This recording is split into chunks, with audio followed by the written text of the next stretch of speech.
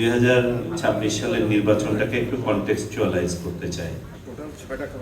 আমাদের আমি তিনটা নির্বাচন এবং সেই সময়ের ফ্রেমটাকে আমি গুরুত্বপূর্ণ মনে করি।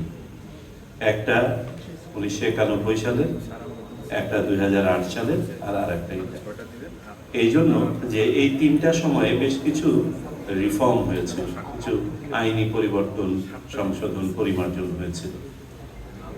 1991 সালের এটা খুব বেশি ছিল না, এটা মূলত ছিল হচ্ছে যারা নির্বাচন পরিচালনা করেন কর্মকর্তারা, তাদের একটা আইনি বিধান করা হয়েছিল, যেটা খুব ভালো ছিল, খুব সংক্ষিপ্ত আইন কিন্তু খুব ভালো আইন ছিল।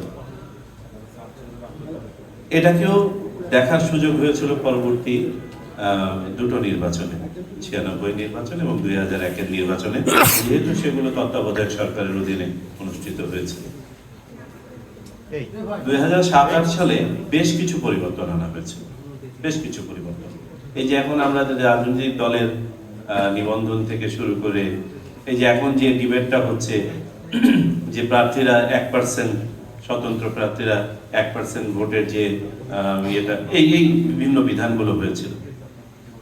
কিন্তু দুঃখজনকভাবে পরবর্তী যে তিনটা নির্বাচন, এখানে যেহেতু আর কোনো আইনের ধারধারি নাই আমরা, এই যে 2007-08 সালে যে বিধানগুলো করা হলো, সংশোধন পরিমার্জন করা হলো, এগুলো আর ঘষা মাজা করার সুযোগ পাইনি আমরা বাকি তিনটা নির্বাচনে। এখন আমরা আবার 2026-এর নির্বাচনে এসে নতুন করে আরো অনেকগুলো বিধান সংযোজিত হয়েছে, আইনি সংস্কার হয়েছে, বিধির সংস্কার হয়েছে, এবং যেটার জন্য আমাদের নির্বাচন বিষয়ক সংস্কার কমিশন একটা বিরাট অভিনন্দন পাওয়ার যোগ্য। আমি তাদেরকে অভিনন্দন জানাই। এটা বলার উদ্দেশ্য হচ্ছে যে আমাদের কিন্তু এখনো কিছু হিপস এন্ড হাইটস রয়ে যাবে, অনেক রিপলস রয়ে যাবে, যেটা আমাদেরকে এই নির্বাচনের পরে আবারও রিভিজিট করতে হবে, এবং অনুরূপভাবে সামনের দুটো তিনটা নির্বাচনে আমাদেরকে এগুলোকে স্মুথ আউট করে করে করে করে একটা খুব সুন্দর গ্রাউন্ড তৈরি করতে, যাতে করে আমরা ডিবেটের জায়গাগুলো কমিয়ে ফেলতে পারি এবং স্বচ্ছতার জায়গাগুলোকে যেন আমরা এক্সপ্যান্ড করতে পারি, আরো স্বচ্ছ করতে পারি। আমাদের জন্য 2026-এর নির্বাচনটাকে যদি আমি একটু